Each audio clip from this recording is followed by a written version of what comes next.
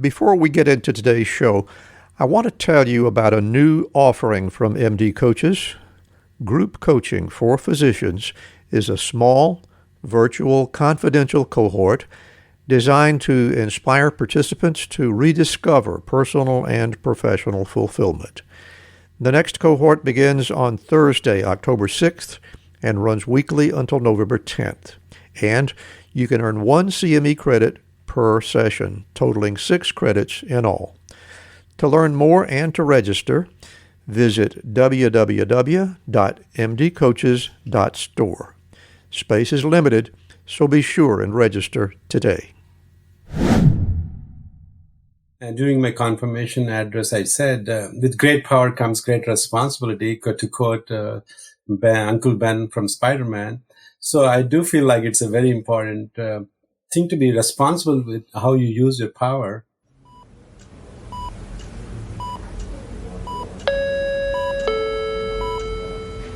Paging Dr. Cook. Paging Dr. Cook. Dr. Cook, you're wanted in the OR. Dr. Cook, you're wanted in the OR.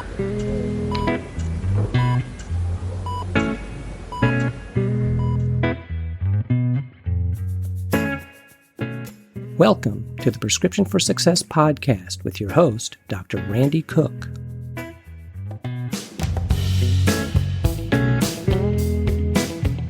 Hello, everyone, and welcome to Prescription for Success. I'm Dr. Randy Cook, your host for the podcast, which is a production of MD Coaches, providing leadership and executive coaching for physicians by physicians. To overcome burnout, transition your career, develop as a leader, or whatever your goal might be, visit MD Coaches on the web at mymdcoaches.com, because you're not in this alone. And don't forget, CME credit is available when you listen with us. Just look for CMify in the show notes to learn how. My guest today is a psychiatrist in Western Pennsylvania and the current president of the American Association of Physicians of Indian Origin. He was kind enough to join us today to talk about his path to success and his work with the AAPI. So let's hear my conversation with Dr. Ravi Kolli.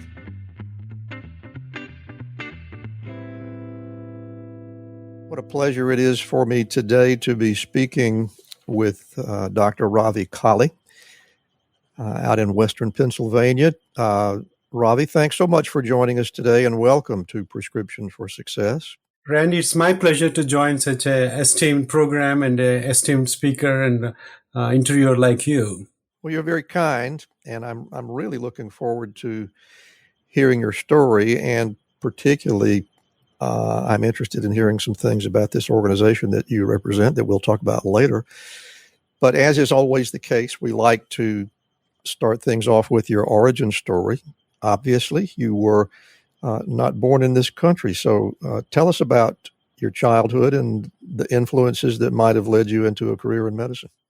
Yeah, it's obvious that I'm from another country. My name is Ravi Kolli, which is an Indian name. I'm from India. I was born in the southern part of the India, a place called Andhra Pradesh, where people speak a language called Telugu. And that is one of the larger group of ethnic groups of Indian groups. And I'm the youngest of 5 brothers, and 3 of us happen to be physicians. And so we do have a tradition of being physicians in our family. And even before that, my oldest brother was a physician, and I'm the youngest of the 5, like I said. So I kind of followed their footsteps. My third brother was 1, 3, and 5 were physicians. And prior to my brothers being physicians, my 2 uncles and their spouses were also physicians. So, and counting all my next generation, my cousins, my nephews and nieces, including my daughter, we have about 40 plus physicians in our family. My goodness. And most of them are here. And so it's a kind of a easy path and path of least resistance for all of us. Probably you heard the same story. That's quite proud. That's almost enough. Well, it probably is enough for a multi-specialty group, all for just with one family. That's really fascinating. Yes, it's true. Neither of your parents were physicians, is that correct? Yes, you're right. My father is the oldest of the, I think, four brothers he had, and he went to engineering. He was an automobile engineer, and he became an official in the government transportation department in Andhra Pradesh, my state where I belong to. And he rose to the position of a deputy transport commissioner, which is like a second highest position in the department. And my mother was a homemaker, a great lady. She's still alive in her 88 or 90 years old, and my father passed away a long time back. So my father was an engineer, and his third brother and his fourth brothers were physicians. So that's how it all started.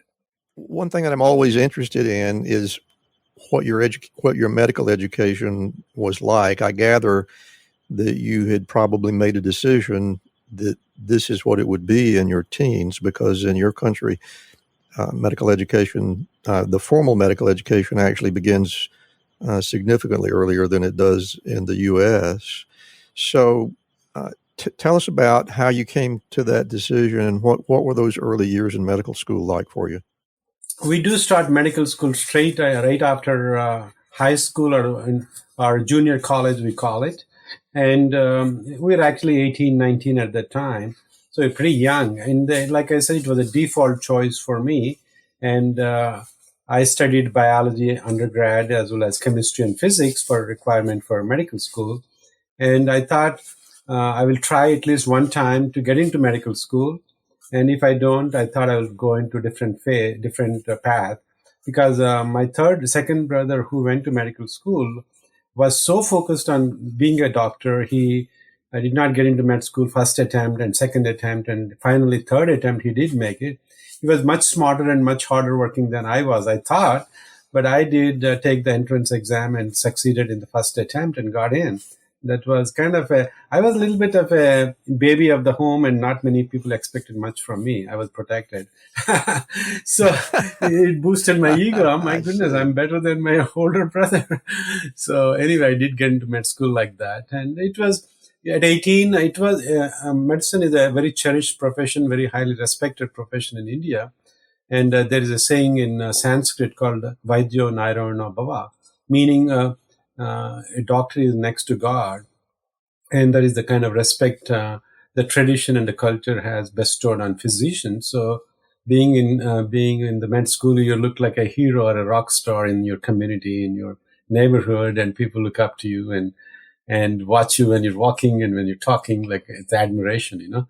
So that was a kind of a Well, I'm sure with that much respect comes along a considerable amount of responsibility as well. And let's talk a little bit about medical education in India while we're on this subject. It's a big country. I forget how many millions there are in the. It's close to 1.3 billion right now. I think they're saying it's going to exceed China pretty soon. Yeah. And the numbers of medical schools is actually fairly massive when you compare it to American medical schools. Is that right? Do you know about how many? I think it was much smaller when we started. Now I think exponentially grown in the last 10, 20 years with private schools as well as the government schools starting. I think around close to 500 to 600 schools are in operations right now. Not all of them have the highest quality, but most of them are striving to become better and better with better and bigger resources being provided and required and resourced. Yeah. But even with a number of medical schools that large, I guess with billions in the population, the competitiveness obviously is fairly substantial. Absolutely. It was very, very tough. And like I said, my brother could not get in, even though he was much hardworking and much smarter, I thought than I was. So he did finish his undergrad in biology and then went into med school. And whereas I went straight from high school and junior college to med school. So there is a heavy competition at that time. I started med school long time back. It's 1975. So I graduated in 81. So that was long, almost kind of mind-boggling to think back that I graduated like 31 years back or something. I understand. That was actually about the same time that I started, and it does seem like a long, long time ago. And you got interested in psychiatry very early. Do you have any idea where that inspiration came? Yeah, that's a very good question. And actually, when we were doing psychiatry residency application, that was one of the questions they always ask: what got you interested in psychiatry as a profession? For many Indians, it was not a chosen path. For me, it was definitely the chosen profession I chose. The reason being, I was interested in mind and body and medicine as well. And I was exposed, I used to read a lot of books, including English biographies as well as fiction. And actually, it can be kind of corny, it sounds like, but I read a book on Sigmund Freud called, I think, something on Irving Wallace was the writer. I don't forget the title of it, but it was the story of Sigmund Freud, basically a biography. It's a very well written, very detailed history of his story and his life and his becoming from a neurologist to psychoanalyst to kind of starting a new movement in psychiatry. It may be discredited now, but that was the only explanation at that point in time. So he started being a neurologist, studying brain and how brain worked, and then went into psychiatry, explaining through some kind of a fantastical theories. But some of them were tested and proven right, some of them were not. And so that's how I got into psychiatry. And there were not that many psychiatry training opportunities back in India at that time. So coming here also was one of the reasons that I chose is to come here to get training faster, better, quicker here than struggling there with limited opportunities there. So you actually did your psychiatric training in this country? Correct. I did my psychiatry training at a place called St. Francis Medical Center in Pittsburgh, which was affiliated to University of Pittsburgh from 1988 to 1992. You're satisfied with your choice at this point, but I'm very interested to know in the early days of your psychiatric training, did you feel like this is really it? I've done the right thing. This is where I belong, or did it take a while to adjust to what was going on? What was the story? I never had any second thoughts about it. I liked it from the day one. Even before starting training, I did some research in psychiatry at a hospital in Mount Sinai-related hospital in Elmhurst, New York. And we did some kind of epidemiological and psychopharmacological research under a renowned psychiatrist, Dr. Arthur Rifkin, a psychopharmacologist in those days. This was before 88. So I was interested and it consolidated my interest. And as I started my training, it really kind of made me even more encouraged and enthused to continue psychiatry. Because St. Francis at the time was a little bit more of a psychodynamic-oriented program as opposed to more psychopharmacological, biological psychiatry that is becoming very famous and popular in the rest of the country. So we had a balance of both community psychiatry, biological psychiatry, as well as psychodynamic training, which was kind of not very common at that time. So it's an interesting training, a fertile place for my training at that time. And similar question, once you found yourself in private practice, were you really, really happy with where you were? Were there some challenges? Yeah, I started with the private practice model in the beginning. I started like inpatient psychiatric unit in a small town in West Virginia called Weirton. And they didn't have a psychiatric unit, so they used to send their patients to the Pittsburgh area, which is only like 45 minutes away. We're on the border of the West Virginia. There's a panhandle of West Virginia that juts between Ohio and Pennsylvania. And then, I started the inpatient psychiatry program there and just worked there, and also worked in an outpatient clinic right next door, a community type of mental health center, plus my own private practice. So I continued that for a while, but I wanted to do more outpatient work at some point in time. So I decided just to do outpatient clinical psychiatry. And I went into more of a clinic practice rather than a private practice from then onwards. Mostly I have worked my career mostly through nonprofit community mental health centers, but I rose to the medical director's position in all of the places I have worked. Yeah, so I have interesting jobs I have done. I worked in prisons in Western Pennsylvania and became the psychiatric director there for a few years, and then returned back to community outpatient psychiatry as well after that. So it sounds like you have a significantly visible community interest streak in yourself. Perhaps you could have, if you measure things in financial reward, perhaps it could have been bigger in some other realm, but you have chosen to really minister to the people that you're closest to, it sounds like. Yeah, there is a dearth and there's a need for quality psychiatrists who consistently stay in one place. Because a lot of people come and go as a stopgap measure when they work in clinics. But I have been working in one system. I worked in one system in Weirton for 16 years until I moved to Pittsburgh completely. And then I've been working there for the last 14 years. So I stay kind of almost on a regular permanent basis wherever I go. So, and probably I'm one of the oldest, the most experienced, besides the CEO of the clinic right now, who have been around. So I feel, and they respect me for that reason as well. Plus, I deliver quality care and consistent care, and my patients care for that and love that. And the nursing and the social worker, the rest of the clinic staff see me as a kind of like a linchpin or like a solid stabilizing factor in the clinics.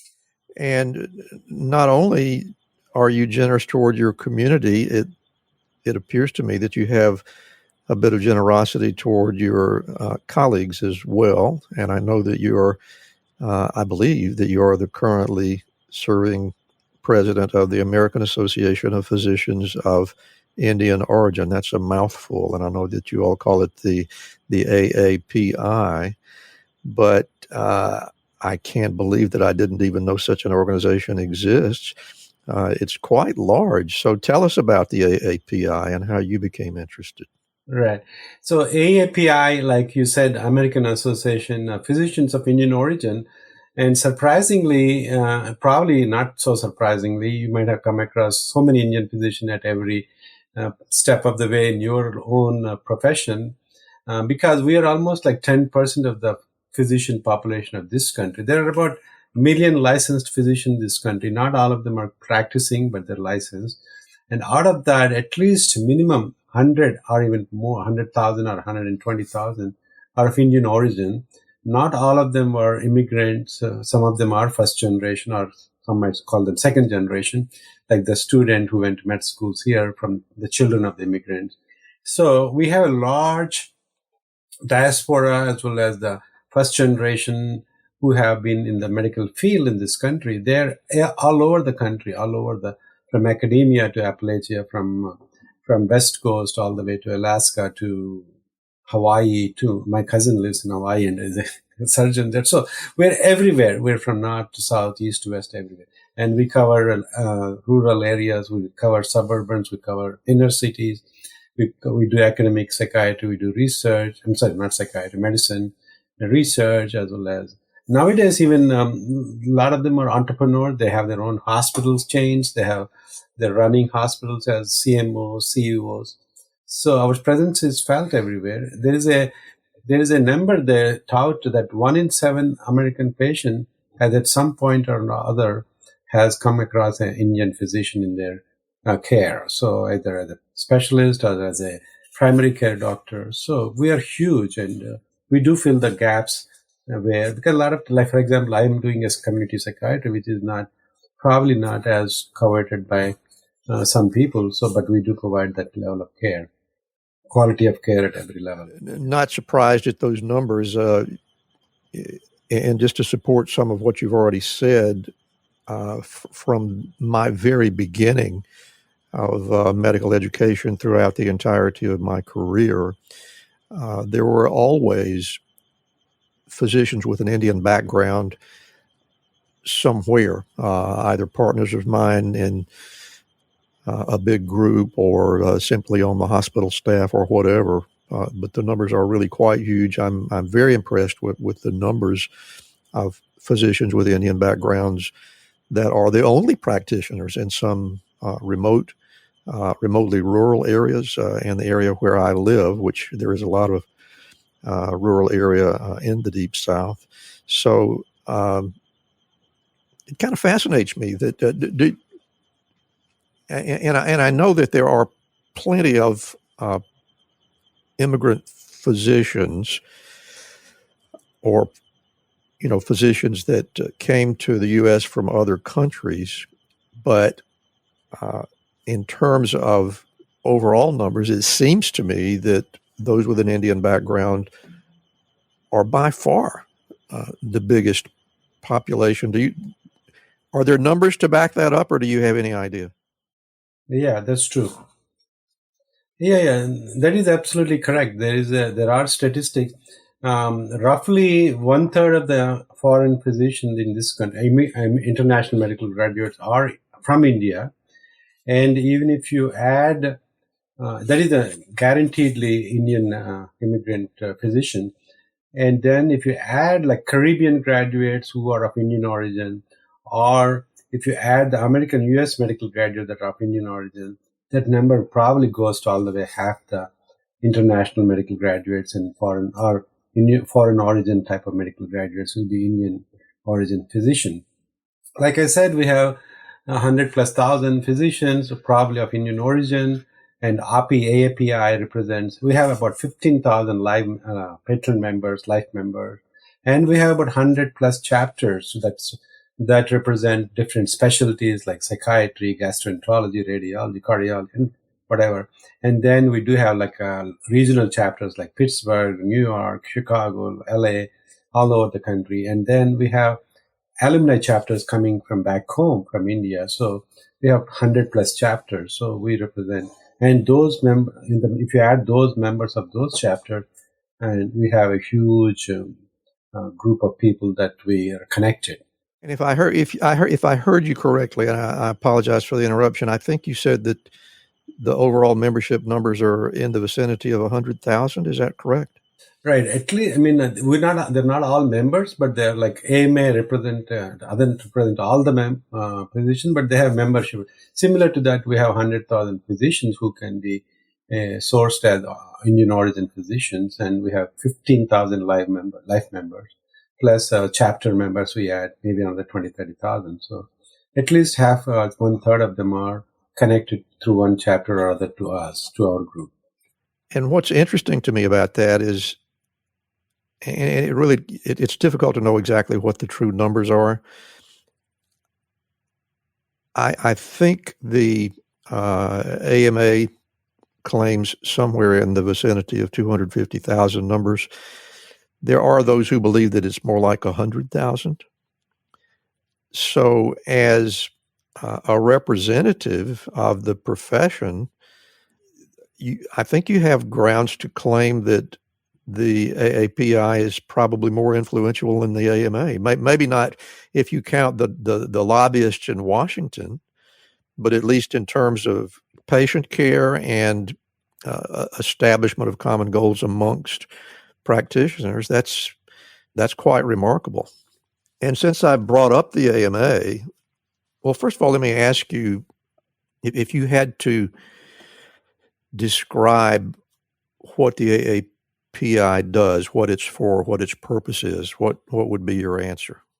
Yeah, in the beginning, when it started like 40 years back in Michigan and the basement of some local physicians, at that time, like in early 80s, late 90s, or late 80s, early 90s, or even before that, there was a subtle, if not overt, discrimination and bias, both implicit as well as even explicitly, because the licensing exams and the licensing processes were different for an international medical graduate versus U.S. medical graduate, which is understandable, but it was much more wider gap in those two groups. And actually, they used to call them foreign medical graduates, and we kind of changed the term into international medical graduate. So it looks more kind of fancy, but there was some level of discrimination both at the hospital levels or licensing levels or residency training opportunities. So there was some some reason to unite at that time to have the group of physicians. So this was like, a lot of physicians came in early 70s. My brother came in 74, I think, and 75. So they faced some barriers. So they didn't have a group to represent them in case they needed. So some strong-minded, very visionary people came together and started, we need to have an organization to represent all of us whenever we need. Because you can't fix the roof when it is leaking, right? We have to fix it in the summertime. So before the problem comes, you have to have an army ready to fight in case there's a war. So, but there were subtle signs of problems, and there were overt signs of opportunities being denied, or at least it could be. I can understand accent is different, culture is different, and you practice a little differently, and you may not have the same level of interpersonal skills or different interpersonal. So we might feel like we've been discriminated. So that is the impetus for the organization to start. And once we started, and once we realized our strength is in our numbers, and our strength is to being together, it kind of mushroomed, and it became larger and larger and bigger and bigger. And it became a very coveted organization to belong to, and an organization to be proud of. That's how it became. Yeah. The American Medical Association is unabashedly honest that they are basically a political force. Does the AAPI get involved in politics at all? We don't have because of the 503C designation. We have kind of refrained from, as a group, from political action committees, but some of us are politically inclined, and we do individually support our local senators, congressmen, governors, and we do play influential role.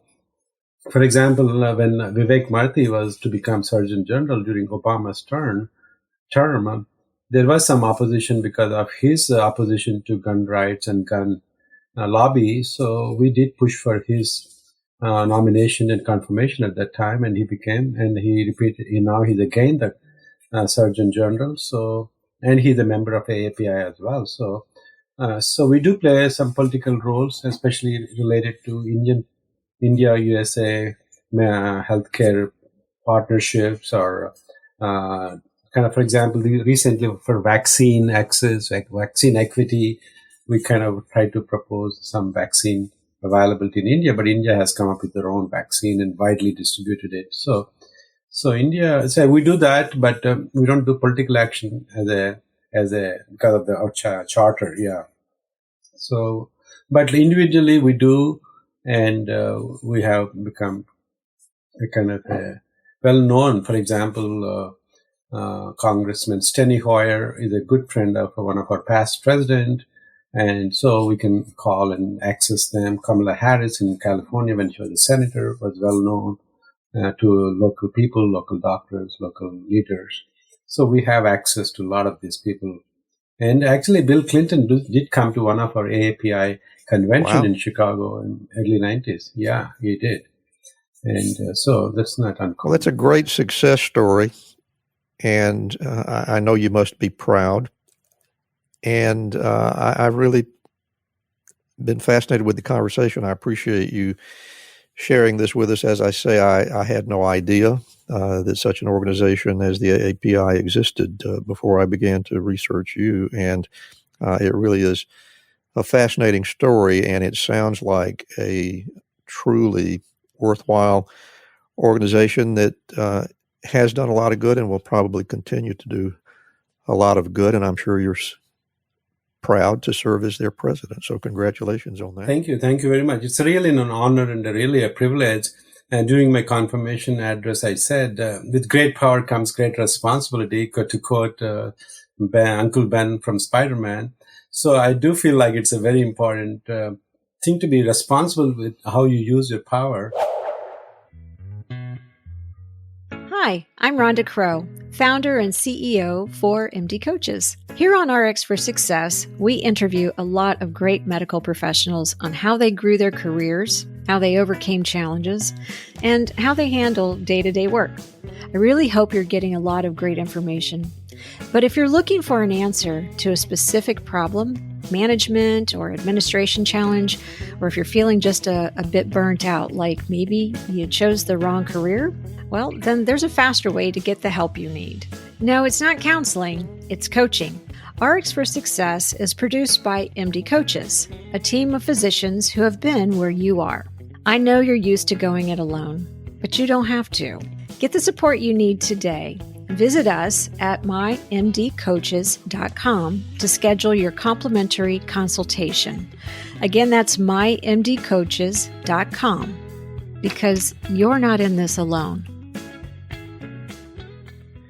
We'll get back to our interview in just a moment, but right now I want to tell you a little bit about Physician Outlook. If you haven't discovered this remarkable magazine, please do so very soon.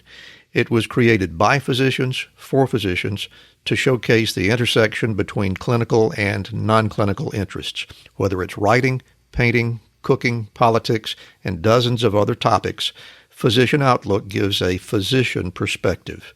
It's available online and in print. It's really unique among physician lifestyle magazines. And like the Prescription for Success podcast, Physician Outlook amplifies the voice of any physician who has something to say. It also engages patients who still believe in physician-led, team-based care. And Prescription for Success listeners can get 3 months free when you enter our promo code RX for Success and select the monthly option at checkout. That's a really great deal on this stunning publication. And now let's get back to today's interview.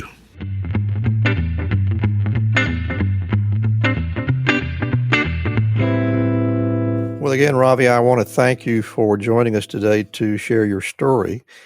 And what I'd like to do at this point is move on to the best part of the show, at least what I think is the best part of the show, and that's when I get out of your way and let you speak entirely for yourself. So I'm going to close my mic, and audience, this will be Dr. Ravi Kolli sharing his prescriptions for success. The first thing we need to realize, we are more stronger than what we give ourselves credit, and that's true in my case. For whatever reason, being the youngest of the family, I always kind of followed rather than led the team, even though I had been a leader most of the other areas of my life. So leadership is sometimes comes your way either accidentally or incidentally, and you're in the right place at the right time with the right people around you, with the right team around you. So look for opportunities. One of my good friends used to say, in the military, you never volunteer, but you never decline an opportunity to serve. So you need to be ready and prepared and be able to do whatever is asked to do. And you have to have certain skills. First, you have to follow before you can become a leader. And you have to learn some skills that are needed for an organization. For example, my story was that I was very good at technology, web design, and IT kind of thing. Most Indian physicians are not that savvy at that time. And still, they're not in the older generation. So I kind of made myself indispensable to any organization I worked with, as a local chapter or an alumni chapter or a state chapter I worked for and became president. So that skill gave me the opportunity to kind of show other people skills that they're missing. So that led path for me to step by step to go to the next level and next level. And it's a learning process, and you'll have some setbacks in life, and like any other place, and you'll have some setbacks in your career or even in your volunteering activities. There will be politics. Politics is not exactly a bad thing. Politics is bringing people together for a common goal. People say politics are dirty, and in my opinion, the word dirty is not a bad thing. Everything comes out of the dirt, The dirt is where it grows. Everything grows. So you can use the dirty politics or whatever you call them as a fertile ground for your own development and growth. So that's one thing. And then I also believe, especially during this time of COVID, I realized we have abilities beyond what we think we are capable. And that's an element of post-trauma growth, which is characterized by 5 things. One is spirituality, and one is greater appreciation of life. Another is good relationships with your people in your life, and increased confidence in your own abilities and increased participation in activities that you thought beyond your capability. So those are the things that we can grow from. Every setback is not a failure. It's just a stepping stone for next level of success. So, and I also believe in being an optimist rather than a negative person. Optimism is not just like unrealistic expectation of good things happening. Optimist means you prepare yourself for success. You don't let the failure define you. When setback happens, you don't personalize it. You put it outside of your circumstances. Could be the reason why you might have failed. You don't make it a permanent part of your life and your career. It could be circumscribed to that period of time or that aspect of your life. So a failure is not permanent. It's not personal. It's not pervasive. And optimist will say problems are circumstantial, circumscribed, and also cannot, it's changeable. It's not permanent. So when we have that attitude, we do get around people who are more smarter than you. And so you learn from them and you take resources from other people to learn from them. And also you create a network of people who can help you and you prepare better. So you have better chance of success. So it's like you prepare yourself to succeed by being an optimist. Attitude does make a big difference. And there are a lot of books about mindset, how Carol Dweck's Mindset is a very good book to read on how to change our mindset to succeed. And again, then nothing is personal. Our success, our failures are not just our creations or our abilities that do that. It's all teamwork, right? It's either as a team or entirely you succeed because of a team. Or you fail because of a team. And when you are in a team game, you have to play together. Like Michael Jordan said, a talent wins you games, but it's the teamwork that wins you the championships. So that's how we have to look at it. And when you compete with other people for a position of responsibility, sometimes there will be some negativity and some unnecessary mudslinging and all that. But I tell people that when you're competing as an individual. You're playing in your own lane. You're playing golf rather than a tennis when you're competing against somebody else. It is how I define it as. So there's no negativity or you don't take it personally that your opponent is against you. But they want what you want and they want what they want. So sometimes it becomes a clash of same needs. So we don't need to hate our opponent. It's a competition. Actually, competition does make us better. There's no question about it. Competition gives you more focus to kind of define yourself better and set your vision and goals much more focused and much more granular rather than being a little bit hazy about everything. So competition is good. Setbacks are a stepping stone for success. And teamwork is very important, and not personalizing anything is important. And like I said, responsibility, power comes with responsibility. It's not for you. And we need to leave the place better for future generation. That's what it's all about. And so those are the important parts of being a leader or at least a contributing citizen. And that's being a mentor for somebody, next generation. Those are my prescriptions for success. From a leadership point of view, from a career point of view, you have to like what you want to do. It could be financially lucrative, or it could be patient care wise. You're making a difference in lives, and you're caring for patients who are in much needed your care.